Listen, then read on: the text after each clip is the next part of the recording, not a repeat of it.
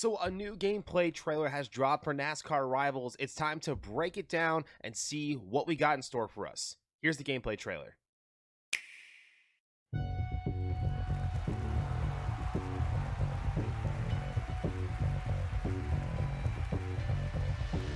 Take the wheel and I wait for the light. No better feeling when I start to drive. There's only one thing that's on my mind. What's on your mind? Are you ready for a rivalry? I've been waiting for this patiently. Head to head, you ain't in front of me. You ain't in front of me. I'm gonna be there, gonna be there when it matters. I'm gonna be there, gonna be there, gonna be there when it matters.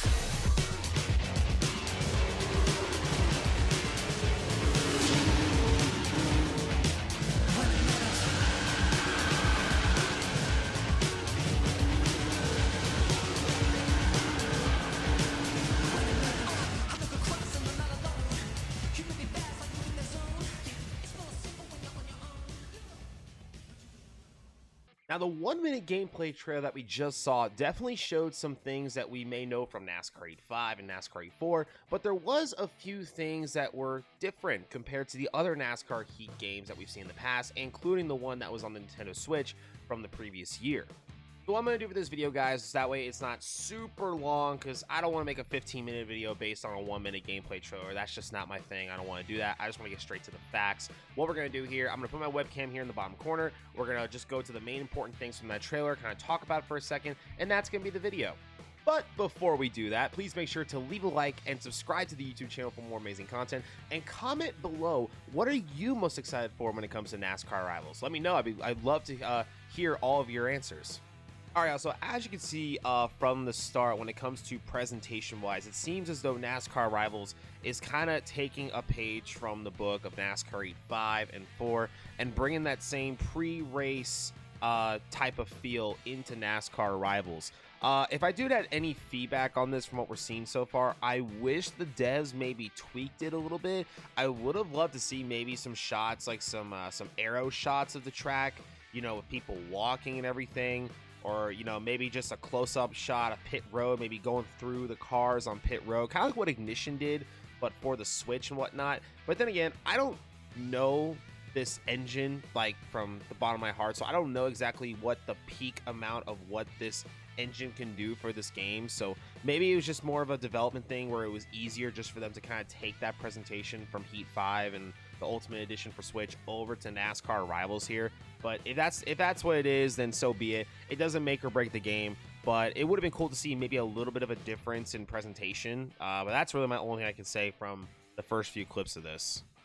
So here's sort of a good look of the cockpit view and just sort of like the other things involved in the gameplay. I do enjoy the cockpit view. I think it's nice and spacious. It's not too close to the window, not too far away. Your typical console racing game and whatnot. You can see Daniel Hemrick in there in the Poppy Vane car with Ross Chastain. I like how simple the HUD is there for the driver to understand how much fuel there's left and whatnot, RPM, etc. Kind of like what the normal Cup cars have today, which is really, really nice.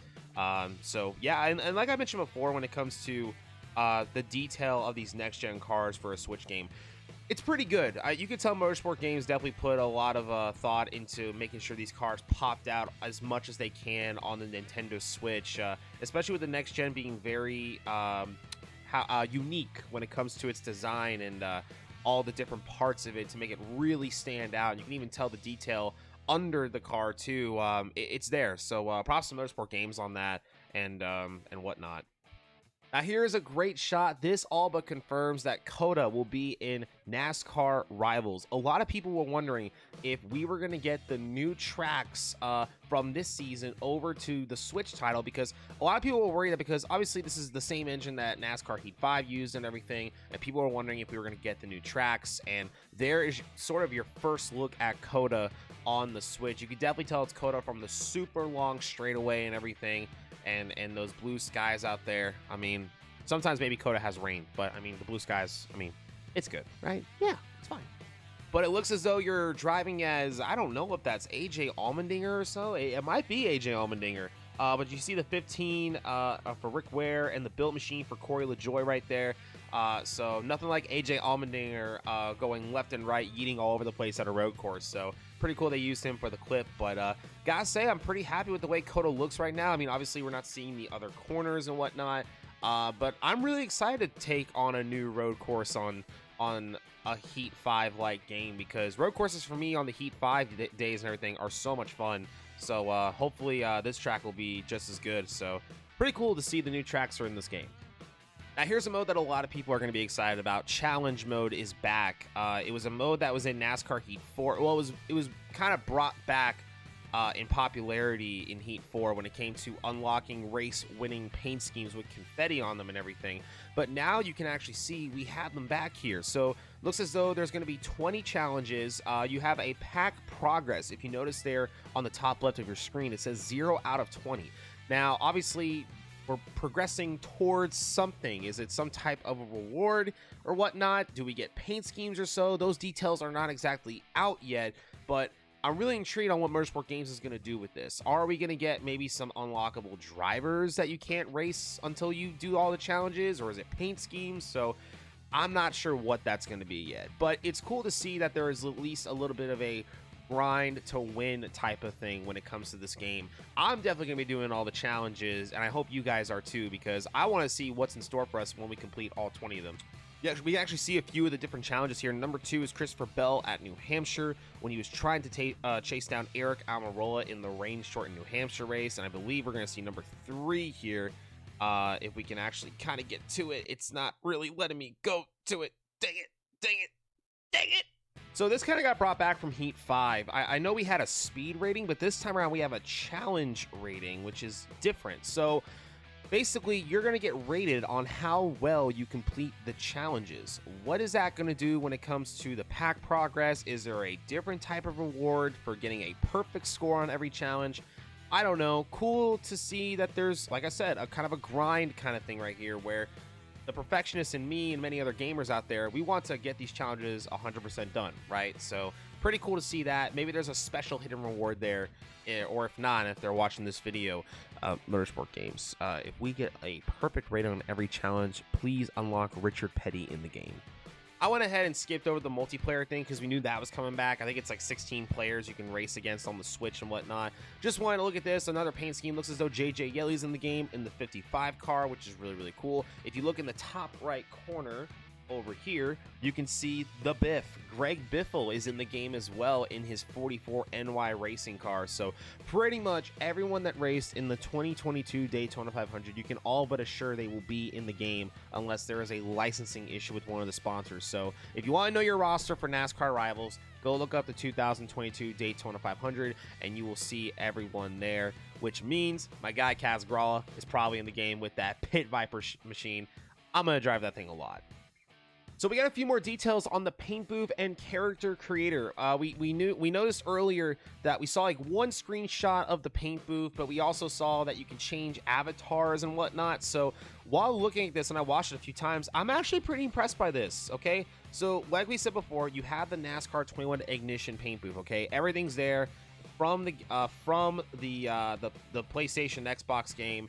You can see right here though, when it comes to your My Driver, the detailing is actually a lot more in-depth than previous years. I mean, you can change the shape of your head, the fullness, the appearance, like a rough skin tone and whatnot. Look, we got hair, eyes, nose, mouth, head, and outfit, which is pretty cool. We've seen that before, but not that much detail. And then when we go over here and look at the paint booth here, we can make next-gen paint schemes now. Now, in Ignition, the next-gen car was not out yet, but now we can. So we can actually make paint schemes with the next gen layout right now. So that is really, really cool. I don't think it shows here the sponsors that are in NASCAR Rivals, but pretty neat here. Whoever made this paint scheme, which I do see a number 59, and if you know what the 59 stands for, I'm willing to put money that the man, the myth, the legend, Rusty Walrus himself made this paint scheme. Rusty, if you see this, please confirm if you made this car, because no one just puts 59